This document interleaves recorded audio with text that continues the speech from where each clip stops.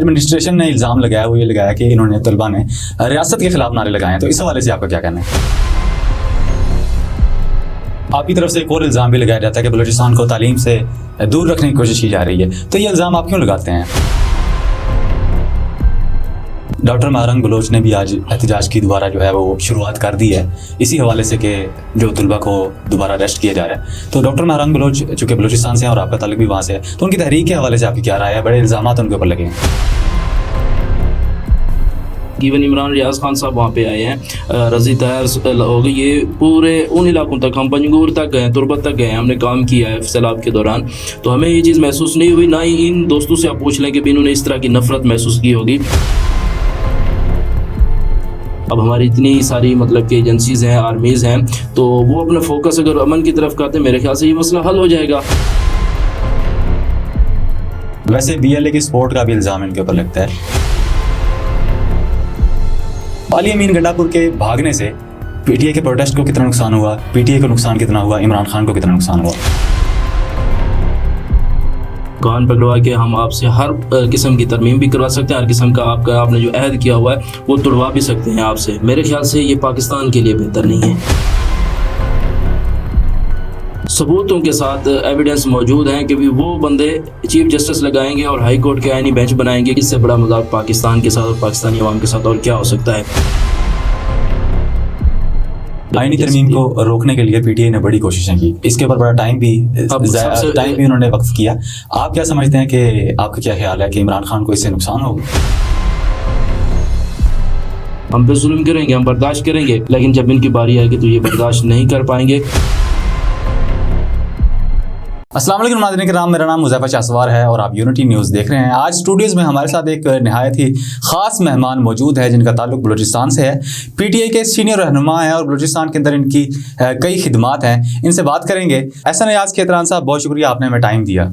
शुक्रिया आपका मुज़फ़्फ़र भाई, आपने हमें मौका दिया अपना इंटरव्यू। क्या सूरत हाल है बलूचिस्तान की? आज जो है मैं सुन रहा था कि कराची के अंदर और लाहौर के अंदर जो यूनिवर्सिटीज़ हैं, बलोच तलबा के ऊपर काफ़ी क्रैकडाउन है, उनको अरेस्ट किया जा रहा है, बल्कि उनको अरेस्ट कहाँ किया जाता है? उनको आपको पता है कि छुपा लिया जाता है कहीं, उनको जो है वो अगवा कर लिया जाता है। इस हवाले से आपका क्या ख्याल है? क्यों इस तरह बलोचों को जो है वो बलोच तलबा को या बलोच अवाम को इस तरह किया जाता है पाकिस्तान के अंदर? सैफा भाई, ये हमारे लिए कोई नया नहीं है। पंजाब में चूँकि अभी नया क्रैकडाउन शुरू हुआ है, तो ये अभी यहाँ के लोगों को महसूस हो रहा है कि भी वाकई बलूचिस्तान के जो लोग पहले से आवाज़ें उठाते थे या इस तरह की बातें करते थे वो जेन्युइन थी। तो ये कई दहाइयों से आ रहा है और अभी तो बहुत इंक्रीज़ कर गया और ख़ुसूसन अब तो पंजाब भी उसके लपेट में आ गया। बहरहाल वो कहते हैं जिस दौर में जीना मुश्किल हो उस दौर में जीना लाजिम है। बहरहाल ये फेस करना है, चूँकि आपको पता है कि भी असल इशू ये है कि बलूचिस्तान के लोग सवाल करते हैं और अब वो सवाल यहाँ के लोग भी करने लगे हैं। सवाल का जवाब देने की बजाय फिर उठाने वाले उठा देते हैं और वो जो हद अदब कहते हैं कि भी आपने हमें हमारा मतलब हमारी गुस्ताखी क्यों की, तो उनको चाहिए कि भी सवाल का जवाब भी दें। इशू का हल यही है। बहरहाल हालात जो बलूचिस्तान के हैं वो इंतहाई तशवीशनाक हैं, चाहे वो सियासी हवाले से हों, चाहे माशी हवाले से हों, और ख़ुसूसन वहाँ पे जो आजकल इंसर्जेंसी आप कह सकते हैं अमन के हवाले से हों। हालात बेहतर होने के बजाय बिगड़ रहे हैं। अच्छा, जो एडमिनिस्ट्रेशन ने इल्ज़ाम लगाया वो ये लगाया कि इन्होंने तलबा ने रियासत के ख़िलाफ़ नारे लगाए हैं, तो इस हवाले से आपका क्या कहना है? सफ़ा भाई, आज का जो वाक़या पंजाब यूनिवर्सिटी में हुआ है, आज से कुछ 4-5-6 दिन पहले ये जो रिसेंटली पंजाब में इंसिडेंट्स हुए हैं पंजाब कॉलेज में और ख़ुसूसन पंजाब यूनिवर्सिटी के अंदर एक लड़की ने ख़ुदकशी की है और उसके साथ चूँकि नया सेमेस्टर शुरू हो रहा है और नए VC भर्ती हुए हैं, पंजाब यूनिवर्सिटी के स्टूडेंट्स ने खाली बलोच तलबा उसमें नहीं थे या पश्तून तलबा उसमें नहीं थे, उसमें गिलगिती तलबा भी थे, उसमें सरेकी तलबा भी थे, उसमें पंजाब कौंसल भी थी और पंजाब के स्टूडेंट्स थे। सब ने मिल के मतलब कि पंजाब यूनिवर्सिटी की इंतज़ामिया के ख़िलाफ़ एक पुरअमन रैली थी जिसमें उन्होंने कहा कि भी वो लड़की जिसने ख़ुदकशी की आज़ाद तहकीक की जाए, क्या वजह बनी उसकी ख़ुदकशी का। दूसरा ये था कि भी जो फीसिस को इंक्रीज़ किया जा रहा है تو اس کے اوپر بھی یونیورسٹی تھوڑا سا مطلب کہ ریلیکسیشن دے اسٹوڈنٹس کو. اور ہاسٹل کے جو دیگر معاملات ہیں جس میں صفائی کا اور دیگر بہت سارے ایشوز ہیں الاٹمنٹ کے, اس کے اوپر بیسیکلی مسئلہ تھا. تو ایک پرامن ریلی چل رہی تھی, آپ نے وہ فوٹیج دیکھی ہوگی. تو یونیورسٹی کی انتظامیہ پتہ نہیں کس کے کہنے پہ انہوں نے اسٹوڈنٹس کے اوپر حملہ کیا, وہ فوٹیج سارے آپ کے سامنے ہیں. باقی یہ اس طرح کی کوئی بات نہیں ہے, نہ ہی ہوا ہے, چونکہ اس میں سارے PUSF مطلب پنجاب یونیورسٹی کی جتنے بھی اسٹوڈنٹ فیڈریشنس تھی سب نے مل کے یہ ریلی کی تھی. اور بہانہ ان کے پاس تھا نہیں, چونکہ انہوں نے ایسا کام کیا ہے جو آج تک پنجاب یونیورسٹی کی تاریخ میں نہیں تھا. ایک پرامن ریلی ہو رہی تھی جس پہ انہوں نے حملہ کیا ہے. میرے خیال سے یہ مسئلے کا حل نہیں ہے, اور نہ ہی اس سے آپ اس طرح کی جان چھڑوا سکتے ہیں. اب پنجاب یونیورسٹی پاکستان کی سب سے بڑی یونیورسٹی اور مین یونیورسٹی ہے. اس میں اگر آپ لوگ غریب طلباء کے ایڈمیشن کے حوالے سے فیسز کا انکریزنگ کریں گے یا بڑھائیں گے, تو جو وہاں پہ طلباء یونینز موجود ہیں میرے خیال سے وہ حق کی آواز بلند کریں گے اور آپ کو یہ بدماشی نہیں ہونے دیں گے. اصل ریزن یہی ہے کہ بھی فیسز کے حوالے سے اور جو مین ایشو ہوا تھا یہ ریسنٹلی پنجاب میں جو ہو رہا ہے یہ اسی کو لے کے ایک کیٹیگری تھی, لیکن انہوں نے چونکہ آپ بدماشی کی اور یہ ان کی بدماشی کے خلاف پورے پاکستان میں جتنی بھی اسٹوڈنٹ آرگنائزیشنز ہیں وہ متحد ہو رہی ہیں اور آواز اٹھائیں گے. آپ کی طرف سے ایک اور الزام بھی لگایا جاتا ہے کہ بلوچستان کو تعلیم سے دور رکھنے کی کوشش کی جا رہی ہے, تو یہ الزام آپ کیوں لگاتے ہیں؟ دیکھیں, بلوچستان کو اگر دیکھا جائے, بلوچستان کے اندر اب تقریباً آپ کہہ سکتے ہیں کہ بھی ہمیں بلوچستان سے پنجاب آ کے پڑھنا پڑتا ہے. وہاں پہ سکولز ہو گیا, فنکشنل کوئی سکول نہیں ہے. وہاں پہ کالجز فنکشنل نہیں. اب میرا ڈسٹرکٹ کو لے لیں, تقریباً 2.25 لاکھ کی آبادی ہے, ایک کالج ہے. اور رقبہ لے لیں, اگر میں اپنے گاؤں سے اس کالج کی طرف جاؤں گا تو کم از کم 3 گھنٹے کا سفر ہے ایک سائڈ کا. تو وہ کیسے ممکن ہو سکتا ہے کہ بھی بچہ ادھر تعلیم حاصل کرے؟ اور وہ وہاں پہ بھی اس لیول کا ماحول نہیں ہے کہ وہاں پہ تعلیم حاصل کی جا سکے. اور اب زندہ مثال ہے آپ کی گوادر یونیورسٹی, جو گوادر میں بننی تھی وہ لاہور میں بن رہی ہے.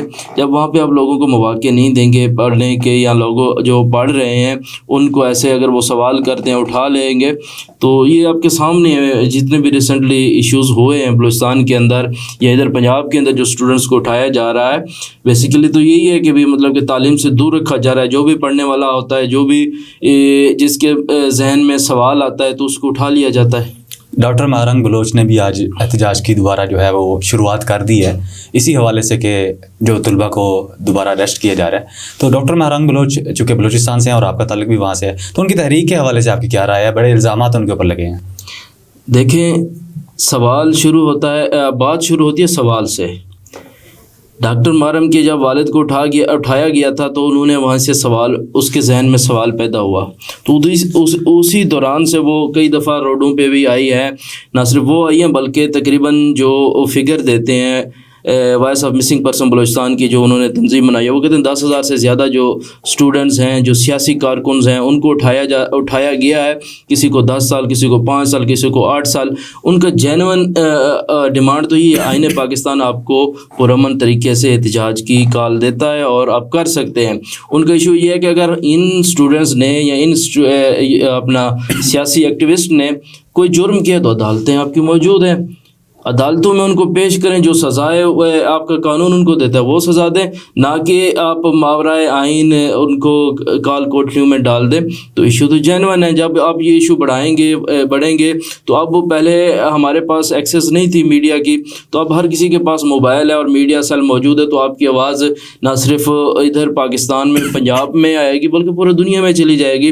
تو میں جس طرح پہلے شروع میں کہا تھا کہ بھی جو سوال کرتے ہیں سوال کا جواب دیں, یہی مسئلے کا حل. ویسے BLA کی سپورٹ کا بھی الزام ان کے اوپر لگتا ہے, تو آپ جانتے ہیں کہ BLA جو کہ پچھلے دنوں کے اندر جو واقعات ہوئے پنجابیوں کا یا پنجاب کے لوگوں کا قتل عام ہوا, اس کے اندر کافی ان کا ہاتھ تھا, تو اس حوالے سے آپ کیا کہیں گے؟ دیکھیں, اس میں مہرنگ بلوچ نے خود اپنا وہ سٹینڈ لیا ہے. اس نے کہا کہ بھی ہم کسی بھی وائلیشن کو نہ ہی ہم نے سپورٹ کیا ہے نہ ہی کریں گے. ہماری ایک پرامن تحریک ہے, اس پرامن تحریک میں ہم کہتے ہیں کہ بھی جو ہمارے بھائی اٹھائے ہیں کم از کم اگر وہ زندہ نہیں ہے تو ان کی لاشیں تو بتا دیں, اگر لاشیں بھی آپ کے پاس نہیں کم از کم اتنا بتا دیں ان کی قبریں کدھر ہیں, تاکہ ہم ان کے قبروں میں جا کے ان کے والدین دل کو تو تسلی ہو میرا بچہ یہاں پہ دفن ہے.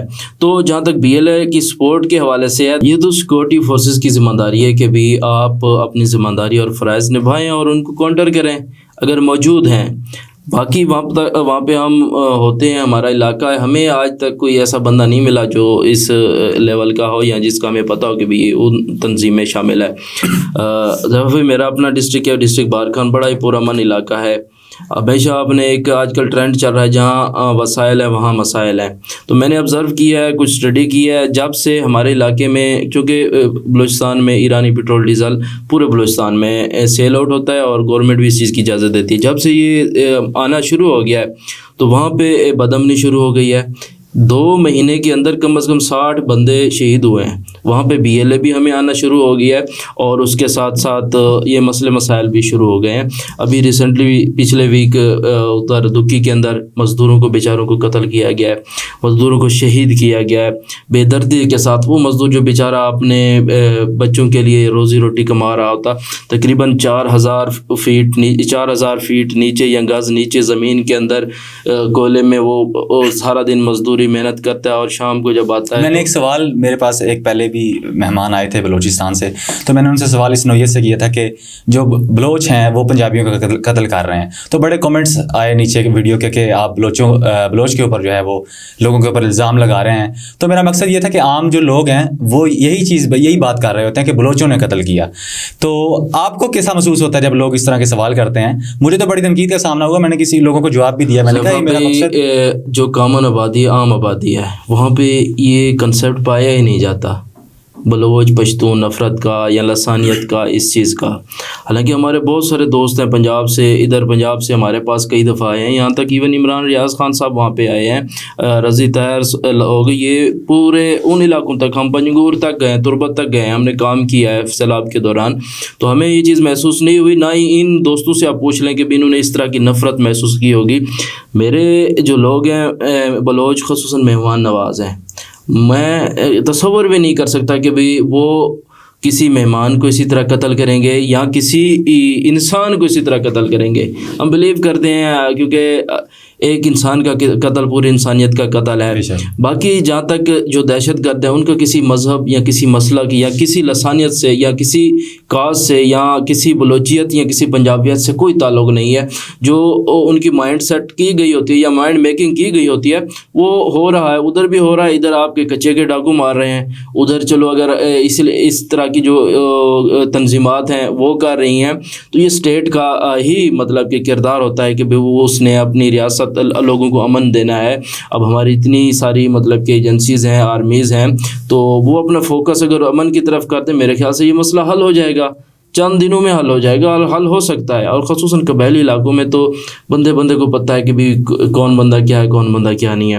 ہمیں کم از کم ایسا بندہ آج تک کوئی نظر نہیں آیا جن کا تعلق کو کسی بھی ایسی ایلیمنٹ سے ہو۔ ہاں اکا دکا یہ چور چکارے یہ تو آپ کے علاقے میں بھی موجود ہیں، ادھر بھی موجود ہیں، اس کا بھی ہر بندے کو پتہ ہوتا ہے۔ ادھر جیسے آپ کو اپنے علاقے کا پتہ ہوتا ہے، تو میں نہیں مانتا کہ بھی کوئی بلوچ کسی مہمان کو یا کسی بھی پنجاب سے ہو، چاہے پشتون ہو، کسی سے تعلق رکھتا ہو اور کسی کو قتل کر رہا ہو۔ ابھی یہ ریسنٹلی 21 مزدور مارے ہیں، وہ تو سارے پشتون تھے بیچارے، مزدوری کر رہے تھے، تو جو دہشت گرد ہے اس کا کسی مذہب اور مسلک سے کوئی تعلق نہیں ہے۔ یہ بس ایک ہوا کریٹ کر دی گئی ہے تاکہ یہ جو لوگ ان کے اندر جو پاکستانیت یا ان کے لوگ کے اندر ہمدردی، انسانی ہمدردی پیدا ہو رہی ہے، تو اس کو کسی طریقے سے ختم کیا جائے۔ یہ ہمارے دشمن بیٹھے ہوئے خود یہ کہتے ہیں کہ وہاں پہ راہ کے ایجنٹ ہیں یا فلانے کے ایجنٹ ہیں، تو آپ کا حق بنتا ہے ان راہ کے ایجنٹوں کو بھی پکڑیں، کم از کم ہمارے علاقوں میں امن کریں، ہمارا تو یہ موقف ہے۔ چونکہ PTI سے آپ کا تعلق ہے اور پچھلے دنوں کے اندر جو احتجاج PTI نے کیا ڈی چوک کے اوپر، بڑی گرما گرمی دیکھی گئی، اور علی امین گنڈا پور ان کے اوپر سارا جو ہے تھا انحصار تھا اس پروٹیسٹ کا، اور اچانک ایسے ہوا کہ وہ بھاگ گئے۔ آپ بھی اس پروٹیسٹ کو لیڈ کر رہے تھے، تو علی امین گنڈا پور کے بھاگنے سے PTI کے پروٹیسٹ کو کتنا نقصان ہوا، PTI کو نقصان کتنا ہوا، عمران خان کو کتنا نقصان ہوا؟ دیکھیے پچھلے 1.5-2 سال سے ہمارے کارکنوں کو جس طرح زد و کوب کیا گیا، جس طرح ان کے گھروں میں چادر اور چار دیواری کو پامال کیا گیا، ان کے گھروں میں گھس کے ڈکیٹیاں کی گئی، میں تو اس کو ڈکیٹیاں کہوں گا، ڈکیٹیاں کی گئی ہیں، تو یہ پاکستان کی تاریخ میں ایسا نہیں ہوا۔ تو اس کے بعد ایک مومنٹم بنتا ہے، ہمارا پہلا جو جلسہ اسلام آباد میں اس میں سنجانی ہے، اس کے سنجانی تو لاہور ہے، ادھر اپنا اسلام آباد میں ہوا تھا، اس کے بعد کافی عوام وہاں پہ نکلی. اس کے بعد لاہور کا جو جلسہ تھا وہاں پہ بھی عوام نکلی. پھر خان صاحب نے ٹیسٹ کیس کے لیے ایک ریاقت باغ میں پروٹیسٹ کا کہا تھا, ایک لاہور میں کہا تھا, وہاں پہ بھی عوام نکلی تھی اور عوام نے کر دکھایا تھا. اور اس کے بعد اسلام آباد ڈی چوک کی طرف ہمارا یہ مارچ تھا, چونکہ حق ہے پرامن طریقے سے. اور آپ نے دیکھا ہوگا جب علی امین کا قافلہ اٹک سے ادھر گزرتا ہے تو کتنے کنٹینر لگائے گئے, 50 کنٹینر بھی لگائے گئے, 1.5-2 دن ان کو لگ گئے, یہاں تک ان کے پاس اپنی پرائیویٹ مشینری بھی تھی. بہرحال کاز واقعی جو لیڈ کر رہا ہوتا ہے اگر وہ پیچھے ہٹ جائے تو کارکن مایوس ہوتے ہیں. 1.5-2 دن مسلسل کارکن لڑے, انہوں نے ہمت بڑا نقصان ہوا کارکنان کا, بڑی گرفتاریاں ہوئی ہیں, بڑا مارا گیا. بے شک کارکن بیچارہ بہت تعداد میں گرفتار بھی ہوئے, انہوں نے قربانیاں بھی دیں جو تاریخ میں لکھی جائیں گی. اور اس چیز کا انشاءاللہ جب ہمارے قائد عمران خان رہا ہوں گے, باہر آئیں گے, ان کو ادراک بھی ہے اور اپنے کارکنوں کو وہ گلے بھی لگائیں گے. ہم مایوس نہیں ہیں اس چیز سے. بے شک ہم نے ایک جدوجہد کی ہے وہاں پہ حکمتاً, یا جس طرح علی امین نے مطلب کہ کہا تھا مجھے گرفتار کیا ہے, وہ چلے گئے ہیں تو اس سے کاز کو نقصان پہنچا ہے, لیکن مایوس نہیں. انشاءاللہ دوبارہ آئیں گے اس نظام کے ساتھ, جو نظام ہمیں انصاف نہیں دے سکتا, جو نظام ہمیں, جو ہمارا آئین میں لکھا ہوا ہے, آرٹیکل 8 سے لے کے آرٹیکل آپ کے 37 تک جتنے بھی ہیں, وہ آپ کی بیسک رائٹس کے اگر وہ ہمیں نہیں دیتا تو آئین ہمیں کہتا ہے آپ پرامن طریقے سے آپ نکل سکتے ہیں, روڈوں پہ پروٹیسٹ کر سکتے ہیں, ظالم حکمرانوں کے خلاف حق کی آواز بلند کر سکیں. اور یہ بار بار ہم کریں گے. یہ چھوٹی قربانی ہے, ہر حوالے سے اور ہر لحاظ کی قربانی کے لیے ہم تیار ہیں, اور انشاءاللہ آنے والے دنوں میں آپ دیکھیں گے اس کا کمال. اچھا یہ بتائیں کہ علی امین گنڈاپور کی جو انہوں نے لوگوں کو دھوکہ دیا ہے ایک قسم کا, اس کے بعد پی ٹی اے کے کارکنان کافی ان کو جو ہے وہ بے اعتمادی ہو گئی ہے, تو آپ کس طرح ان کو دوبارہ اکٹھا کریں گے, ان کو کس طرح دوبارہ لے کے آئیں گے سڑکوں کے اوپر؟ ضیفہ بھائی آپ کی بات وجہ ہے کہ بھی لوگ ابھی تک تھوڑے سے مایوس ہیں. ہماری جو سیکنڈ لیڈرشپ ہے ہر حوالے سے تو مایوس ہیں, لیکن نا امید نہیں ہیں. جیسے ہی خان کے ساتھ ملاقات ہو رہی ہے ہمارے کسی بھی لیڈر کی, جیسے خان حکم دے گا تو انشاءاللہ سارے لوگ سڑکوں پر بھی ہوں گے. اس حوالے سے ہمارے جو مختلف ساتھی ہیں ہم نے مل کے ایک پلان کیا ہوا ہے. جو دوست ابھی تک ڈی ایکٹیو ہیں یا مایوس ہیں یا کنٹیکٹ میں نہیں آ رہے, یا جو کارکن جن کو اگنور کیا گیا ہے, انشاءاللہ ان کا ہمارا ٹارگٹ ہے کہ 1 لاکھ کارکن پورے پاکستان سے اکٹھا کرنا, اور جب بھی عمران خان کے لیے پکار ہو تو اس میں فرنٹ فورس کے طور پہ ہم انشاءاللہ آپ کو نظر آئیں گے. اور امید ہے انشاءاللہ پورے پاکستان سے, اور خصوصاً آپ کے تواسط سے میں یہ دعوت دے رہا ہوں اپنے دوستوں کو, اپنے پارٹی کے لوگوں کو, ساتھیوں کو, آئیں مل کے ہمارا ساتھ دیں. جو دوست اس وقت مایوس ہو کے بیٹھے ہوئے ہیں کسی بھی لیڈرشپ سے, آپ ہمارے لیڈر ہیں, ہمارا ایک کارکن ہمارا لیڈر ہے. انشاءاللہ آپ کو ہم سڑکوں پہ بھی نظر آئیں گے, انشاءاللہ آپ کو ہم فرنٹ پہ بھی نظر آئیں گے, اور انشاءاللہ کسی بھی کارکن کے ساتھ کوئی ایشو, مسئلہ, مسائل ہوتا ہے تو اس کو بھی لیڈ کرتے نظر آئیں گے. آپ ہم سے رابطہ کر سکتے ہیں, اور انشاءاللہ جو ہم نے آگے پلان کیا ہوا جب آپ کا رابطہ ہم سے ہوگا تو اس کو ہم ڈسکلوز کریں گے انشاءاللہ. اچھا آئینی ترمیم اور اس کے بعد پھر چیف جسٹس یحییٰ فریدی کی تعیناتی, اس حوالے سے آپ کا کیا خیال ہے؟ دیکھیں پچھلے 1.5 ماہ سے جو آئینی ترمیم کے اوپر شور مچا ہوا ہے, لوگوں کو اٹھایا جا رہا ہے, پارلیمنٹیرینز کو بتایا جا رہا ہے آپ کی کوئی اوقات نہیں ہے, جب دل چاہیں آپ کو کان پکڑوا کے ہم آپ سے ہر قسم کی ترمیم بھی کروا سکتے ہیں, ہر قسم کا آپ نے جو عہد کیا ہوا ہے وہ توڑوا بھی سکتے ہیں آپ سے. میرے خیال سے یہ پاکستان کے لیے بہتر نہیں ہے.